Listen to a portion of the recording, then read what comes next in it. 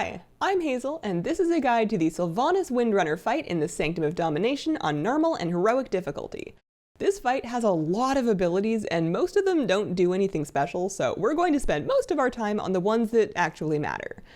In Phase 1, we fight Sylvanas in a big open arena. Her Windrunner has her doing kickflips and jumping all over the place, but her actual hitbox will not move with her. Melee do not need to chase her all over the place. You can just kind of chill and keep stabbing the air while she does her best Tony Hawk impression. She will cast Wailing Arrow at her tank, who needs to run it away from the group. That explodes for raid damage with a distance drop-off. The other tank can pick her up while you go explode by yourself. Ranger's Heartseeker pours damage into her tank and stacks a dot. Use the tank button if you need one. She'll do damage to random players with Withering Fire and apply stacking barbed arrow bleeds with no duration. To remove those, you need to use the next mechanic, Domination Arrow.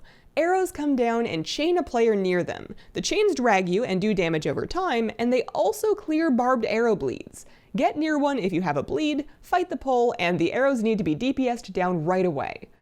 Desecrating Shot is swirls to avoid, and Shadow Dagger in this phase is just damage to heal up. Veil of Darkness is a large AoE to run out of. It applies a healing absorb if it hits ya. At 80%, it's time for your first intermission. You cannot do damage to Sylvanas through her Banshee Shroud, so just live. Domination chains will spawn for every raid member, clean those up fast. Rive will do big line attacks across the arena, and you need to dodge those if you like living. Banshee Wail will put AoE rings on everyone, interrupting them for 6 seconds and doing more damage to players with low health. You want to go into that with a loosely spread, healthy raid and just don't cast until it's over. That brings us to Phase 2 and our first room change. You'll be chasing Sylvanas along the Jailer's chains, with Jaina and Thrall making you bridges between them. Banshee Wail and Veil of Darkness continue in this phase. Keep a loose spread and run out of the Veil again, which is going to be tougher this time in the narrow space. Sylvanas will run away from you and cast Ruin. You need to catch up to her by running along the chains and bridges and kick her to prevent a wipe. Haunting Wave fires out dark swirls to dodge that radiate out in a starburst pattern. Avoid those. And this phase has 5 different kinds of ads. You need to stay on top of them if you want to keep Jaina and Thrall making bridges for you.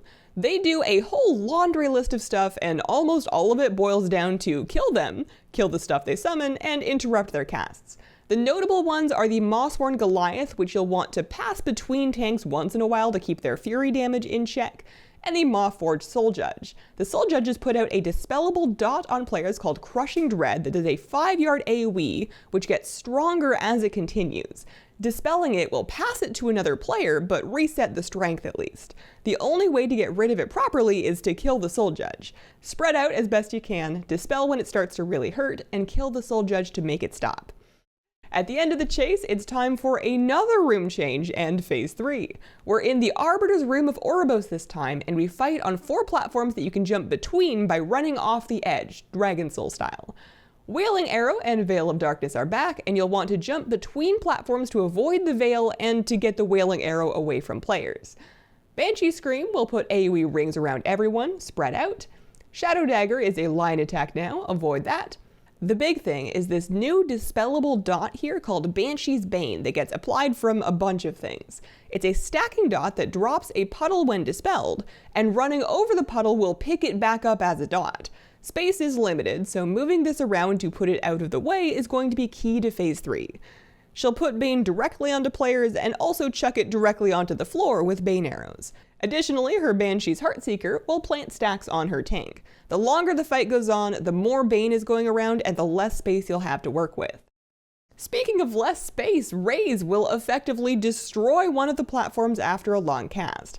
Leave behind any Bane stacks on it if you can, and then get off that platform before she finishes raising it. The end of this fight is a race to finish her while you still have room to fight, as Raze and Bane shrink your workspace down to nothing. On normal, that's it. Heroic has a number of upgrades, some more important than others.